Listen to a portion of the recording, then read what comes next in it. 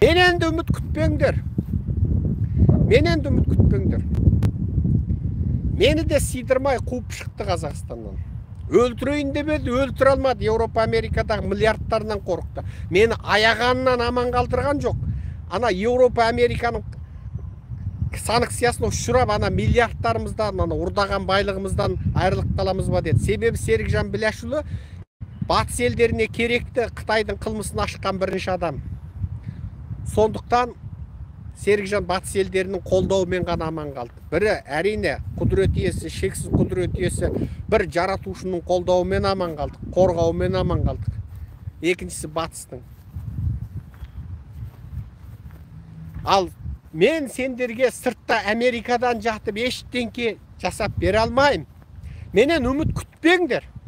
Үміт өздеріңде. Бірік, курстастар бірік, руластар бірік, ауылдастар бірік, тайпаластар бірік. Тайпа болып бірік, қыз алыспайтын руыңа дейін бір юнайт, бір ячейка болып бірік.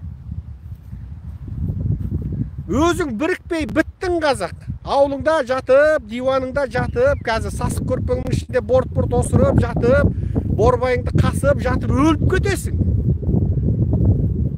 Өліп кетесіңдер. Арам өлесіңдер. Арам өлді қазақ. 4,5 миллион қазақ 31-33 өлді. Ол аңыз емес. Ол сенің өзіңнің руласың, жерлесің, тайпаласың, құда жекжатың, нағашың.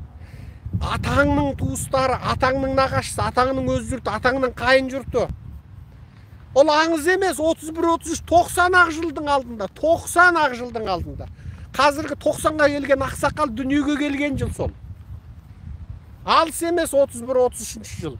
Міне 1921, тура осыдан топ-тура бір ғасырдың алдында қазақ сөйтіп қынадай қырылды. 1921-1922 жылы 2,5 миллион қазақ қырылды. Сөйтіп қырыласың, мына жауыздар сендерді қырып, жер бетінен жойып, Қытайдан алған ақшадарын ұрдап шетелге қашып, қарызға кепілдікке жеріңді Қытайға тастап, сосын Қытай сендерді жеп ана сүйектеріңмен тісін шұқып, Қытайлар сүйегіңнен неше түрлі сувенир жасап, қазақтың сүйегінен деп, басыңа арақ құйып, шарап құйып ішіп, мына бір надан қазақ деген халық болып еді, өстіп, сойып жатса, бауыздағал жатса, маңқеті маңырауға жарамайтын бір сорлы халық еді деп, Қытайлар қарқ-қарқ күліп, бас сүйегіне арақ құйып ішіп, сәби балаңды, сәбиіңді жаңағы істік қылып, көз алдыңда тірідей отқа қақтап жейді. Сәбиіңді, жаңа туған сәбиіңді қаучыдықың деп, деп сүйкімсізденіп, ауыздарын ашып, тістері орсиған Қытай сәбиіңді шашлық қып жейді қазақ. Отырсың мәз болып ойнап күліп әзір. Мына Қытайдан алған қарыздың біреуінің есебін бір қазақ біле ма? Кім алды? Кім қол қойды? Кім алды сол қарыздарды? Кім қол қойды? Және ол қарызға қанша пайыз өсім? Және қандай нәрсе кепілге қойылды? Қанша жылға алдың? Сол қарызды неге бір депутат сұрай алмайды? Неге бір интеллигент зиялы сұрай алмайды? Кім қол қойды ол қарыздарға? Қытайдан алған қарыздың барлығына гарантқа, кепілге зат қойылады. Кім кепілге зат қойды? Кім қол қойды? Өсімі қанша жылда төлейді? Қазір Қытайға сатылып жатқан қазақтың нысандары бар. Мынау Алатау қорығына дейін сатылып кетті. Жаңағы Қазақстанның ұлттық капиталдар сатылып жатыр. Кім біледі соны? Қай депутат сұрап, мынау контракттарды жарияла деп неге жариялатай алмайды? Мына тұрған Моңғолия 2,700,000 халқы бар Моңғол бүкіл келісім шарттарын ашық ұстайды. Шетелден қанша тонна бас ауруды жазатын дәрі сатып алса, биыл шетелде мынша тонна дәрі сатып алдық дейді. Есеп береді. Есеп береді халқына. Түскен табысы, күмісін сатқан, көмірін сатқан табысын халқына есеп береді. Мемлекеттің бюджетіне керек, айлыққа мынша керек, қорғанысқа мынша керек деп, асқан ақшаны халқына бөледі есеп шотына. Қане соны? Неге соны сұрай алмай мыңқиып отырсыңдар? Неге соны сұрай алмай мыңқиып отырсыңдар? Неге бір 100-ге жетпейтін әулет сені білгенін істеп, білген сені мына жер шарының өзінде жатқаныңда сені тозаққа тығып болды? Неғып отырсың қазақ? Ол сенің өз елің ғой, өз жерің ғой. Сенің қызың ғой, ертең сенің мына қазір қол алдыңда мәпелеп, үф деп үрдеп отырған жаңағы. ішсе аузына қарап отырған, үпелеп отырған қызың ертең жезөкше болады ғой. Қытайдың жезөкшесі болады ғой. Не істейсің соған? Ана үпелеп жаңағы сүйіп алған алақаныңа салып, немерем деп ішсе аузына, тышса көтеніне қарап отырған. Сол немерең ертең Қытайдың құлы болады ғой. Ана немерең қыз болса, сол ертең Қытайдың астында қыңсылап жататын көз алдың елестетші. Ана немереңді Қытай шашлық қып жейді ғой.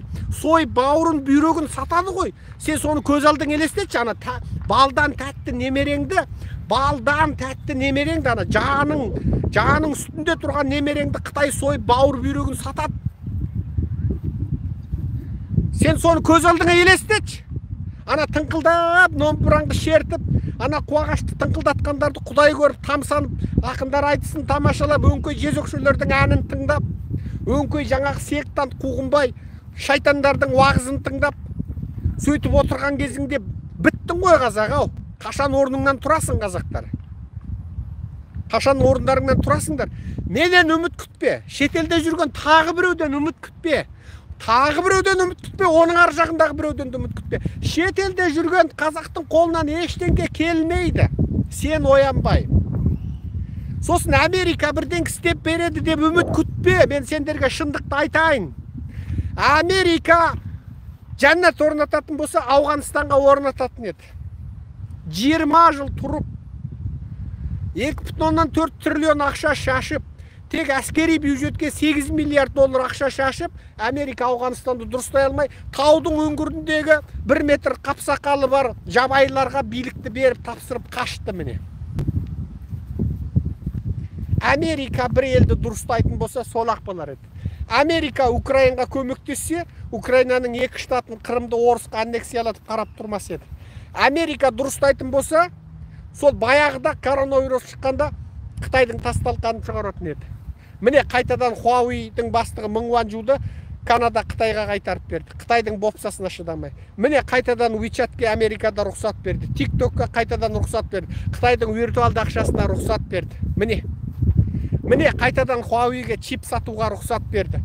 Міне Мыңуанжу Канададан Америкаға экстрадицияланып келеді деп отырған Мыңуанжу, Трамп тұтқындатқан Мыңуанжуды Қытайлар тура салтанатпен ұлттық геройды қарсы алғандай қарсы алды.